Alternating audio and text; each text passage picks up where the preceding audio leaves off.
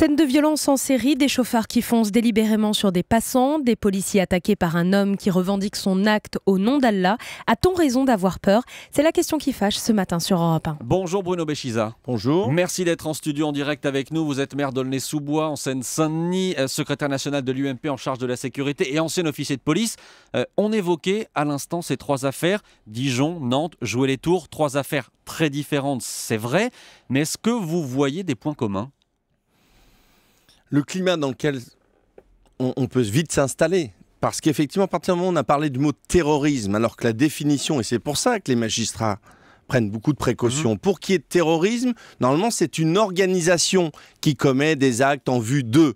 Or là, rien ne prouve qu'il y a organisation. Au contraire, le profil des individus montre bien que personne n'a ordonné, personne n'a coordonné. On a peut-être des déséquilibrés, ce sont les enquêtes qui le diront, qui finalement ont été incités, c'est vrai, par aujourd'hui des sites Internet en particulier, des réseaux sociaux qui poussent à l'extrême, mais s'installer, c'est tout le paradoxe, s'installer, accepter cette peur, c'est finalement donner raison à ces nébuleuses d'organisations, on parle de Daesh, on parle de l'État islamique, qui aimeraient installer ce climat dans nos pays occidentaux. Donc oui, la peur de nos compatriotes est légitime, l'État doit les rassurer. Attention à des raccourcis, attention aussi aux amalgames. La peur, on l'entendait dans le journal de 7 heures, notamment les témoignages qu'on a entendus. Attention aux amalgames, attention aux raccourcis, mais qu'est-ce qu'il faut faire pour rassurer ceux qui nous écoutent ce matin? Dans un premier temps, utiliser de temps en temps les mots qu'il faut. C'est-à-dire à partir du moment où on a parlé de partout d'attentats, on n'est pas sur de l'attentat, on n'est pas sur de terrorisme. La justice dira donc, laissez effectivement le temps de la justice d'eux, et je ne vais pas faire le procès des médias, mais arrêtons de fabriquer des petits martyrs. Les portraits d'individus comme ça qu'on montre aux unes de journaux, on fabrique des petits martyrs qui peuvent aussi installer dans une spirale. Restons dans le factuel. Ce qui s'est passé à chaque fois est horrible. Moi, je pense aux victimes, avant tout. Mais si on restait un peu plus dans le factuel, on ne jouerait pas sur notre corde sensible. Ça ne veut pas dire cacher la vérité, ça ne veut pas dire, je vois déjà le procès politique, minimiser. Alors, on va rester dans le factuel. Qu'est-ce qui vous inquiète le plus? Ces chauffards qui foncent dans la foule ou ces islamistes radicaux qui peuvent par exemple s'en prendre à des policiers?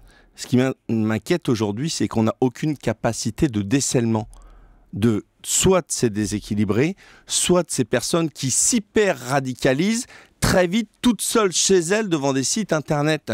On voit bien qu'on est loin des clichés. C'est pas telle ou telle mosquée qui a fabriqué ces individus.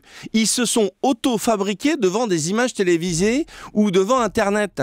Et aujourd'hui, la question que je pose, et vous recevez bien tout à l'heure le Premier ministre, c'est l'État a-t-il la capacité de déceler en amont, en surveillant peut-être l'étoile? Mais attendez, ça veut dire que vous, qui avez été commandant de police pendant des années, vous dites ce matin, on n'a pas les moyens de lutter contre ces menaces-là. Vous savez, aujourd'hui, la justice est dans tel état. Et je ne veux surtout pas faire un procès politique en ce moment. On serait plutôt dans une ambiance de concorde nationale en disant « faut tous être réunis ». Mais j'aimerais savoir de quels outils pratiques sont dotés aujourd'hui nos forces de sécurité. On leur a tellement enlevé de choses sous couvert de la loi Taubira qu'aujourd'hui, je vais être sûr que nos services de renseignement sont capables de faire ce travail. Donnez-nous un exemple concret de ce qu'on leur a retiré. Sur les surveillances, rappelez-vous le fameux débat Edwige. C'est pas si loin sur les fichiers. Faut plus ficher personne. Tout le monde est gentil, tout le monde il est beau. Faut plus faire de renseignement. Ben si, il faut faire du renseignement. Parce qu'on a, et je vais faire un parallèle qui va peut-être vous paraître tordu, mais on a bien les capacités juridiques de regarder ce qui se passe sur la toile quand on parle de pédophilie. Ben là, j'aimerais bien qu'on sache si on est en capacité de surveiller ces sites qui poussent des gamins à se radicaliser. Mais les services de renseignement surveillent ce qui se passe sur la toile.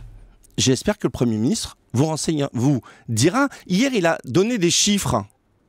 1000 personnes, c'était la première fois. Impliquées dans les djihad. C'était la première fois. Personne de nos confrères n'ont pas relevé. Moi, je ne sais pas d'où viennent ces chiffres. Pour l'instant, en tant que secrétaire national de sécurité, jamais on n'a été reçu. Vous savez, un petit exemple simple.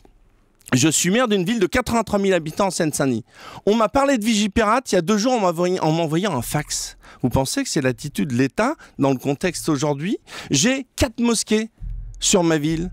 Le préfet aurait peut-être pu réunir les imams. Vous parliez de Manuel Valls, Bruno Bechiza. Jamais nous n'avons connu un aussi grand danger en matière de terrorisme. C'est ce qu'il a déclaré hier. Est-ce que vous faites, vous, la même analyse? Il a raison de mettre en avant la menace. Maintenant, je fais attention entre la menace, les déclarations, le coup de menton martial, je vais appeler ça comme ça, l'appel à la concorde nationale, et qu'est-ce qu'on fait concrètement derrière? Voilà. Aujourd'hui, je n'en sais rien. Mais vous parlez de coup de menton, ça veut dire que pour vous, il ne prononce pas ces mots, par exemple, au bon moment, alors qu'on a eu le cas, par exemple, de Dijon, où là, pour le coup, la justice nous dit que ça n'a rien à voir avec du terrorisme. Vous pensez que Manuel Valls parle à un mauvais moment? Quand on a autant de victimes en 3 jours, pour moi, on ne fait pas de politique politicienne. Donc que le Premier ministre aille dans des commissariats, tienne ses propos sur la menace, je le comprends.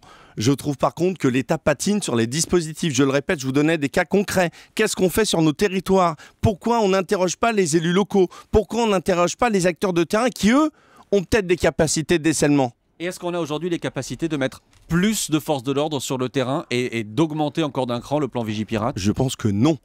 Moi, je vois le département qui est mis en Seine-Saint-Denis. Quand on voit aujourd'hui l'écroulement des effectifs de police, quand on sait que c'est la ville d'Aulnay qui prête des véhicules à la police nationale, je pense que non. Mais maintenant, je ne vais pas faire de guéguerre sur ce terrain-là, parce que je ne pense pas qu'on puisse mettre des policiers derrière chacun de nos compatriotes, et que justement, c'est en amont qu'on doit faire ce travail, et c'est le renseignement qui doit bien faire son travail. Et on a bien compris que vous demandiez notamment qu'on renforce la surveillance des réseaux sociaux et de tout ce qui se passe sur Internet. Merci Bruno Bechiza, maire UMP d'Aulnay-sous-Bois, secrétaire national de l'UMP en charge des questions de sécurité. Merci d'être venu en direct ce matin sur Europe 1.